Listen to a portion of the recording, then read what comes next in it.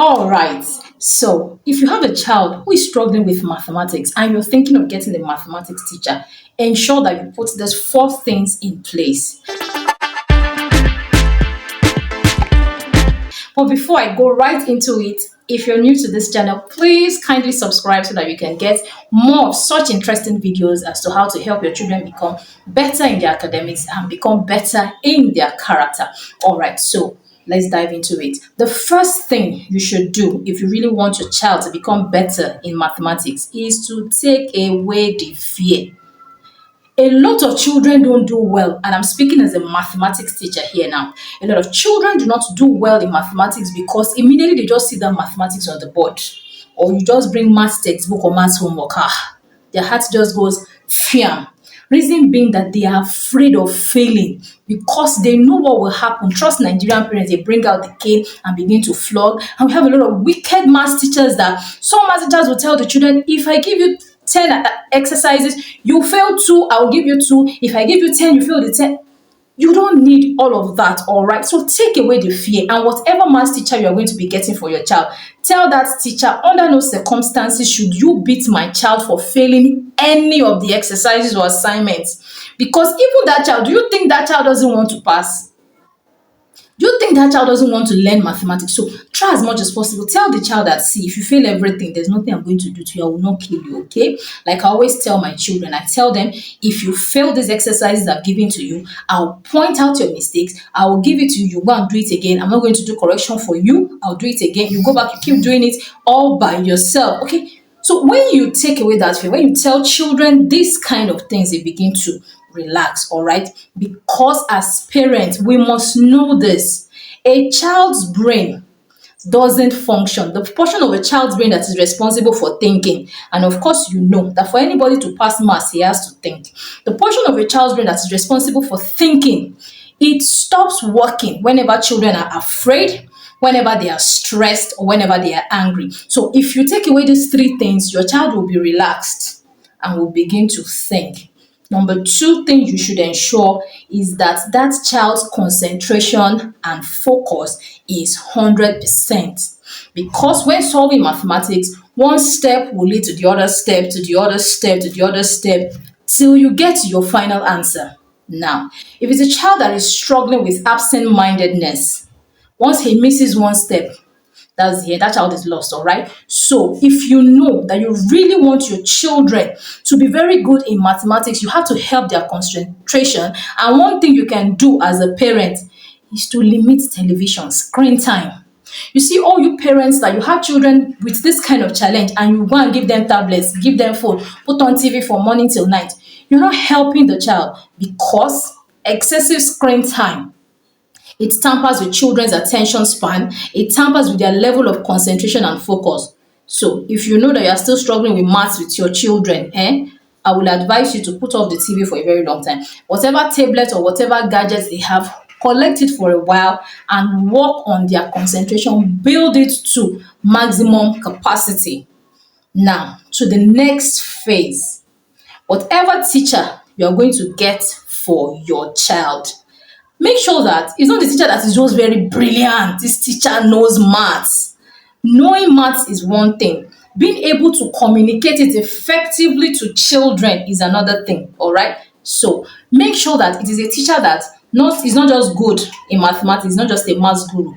Is a mathematics teacher, a maths guru in terms of teaching, that the teacher can break it down, can come down to your child's level. You understand? And ensure that your child understands. Not that the teacher just comes to your house and is just solving maths, and the child is just looking like this. The child is dazed and is like, this teacher knows maths, so but the teacher is not reaching your child. So ensure that it's a teacher that can come down to your child's level. A lot of times, you don't just tell somebody that, help me get maths teacher, I want my child. They will tell you, this person is very good. He studied electronics in the university. He's a maths guru. And then they bring that person for you. Because the person had the first class or the person has a 2-1, you now believe that, okay, this person, the very first time, let that teacher assess your child, all right? Because you have to get value for your money and you have to ensure that that teacher is not coming to frustrate your child the more, okay? Let that teacher test the child. You to sit down there and observe. Watch the way the teacher will be explaining to the child. All right. If the teacher cannot explain to your child and the child will get it, you will know.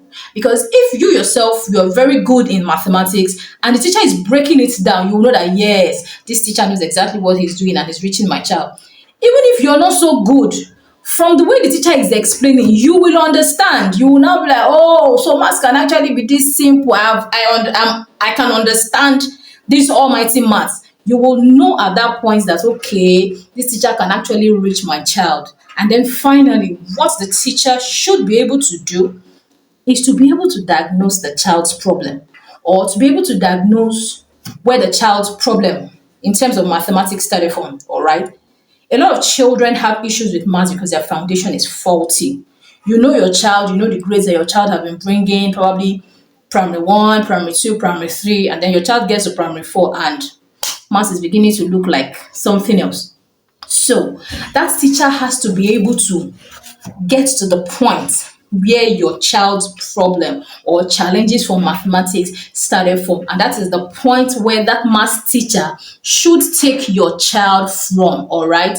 A lot of times, as math teachers or as a consultant who helps people get math lesson teachers, what we always advise is that if the child is probably like in GSS 1, we just tell the teacher, go back to basic 4, because really that is where the foundation of mathematics really started from. Primary 1, 2, 3, children are still doing basic operations, add, subtract. If a table has 4 legs, how many legs with 10 tables have, multiplication. That's just what they do basically. But by the time they begin to move to basic 4, that's when they begin to do open sentences, simultaneous equation, factorization, and all of that.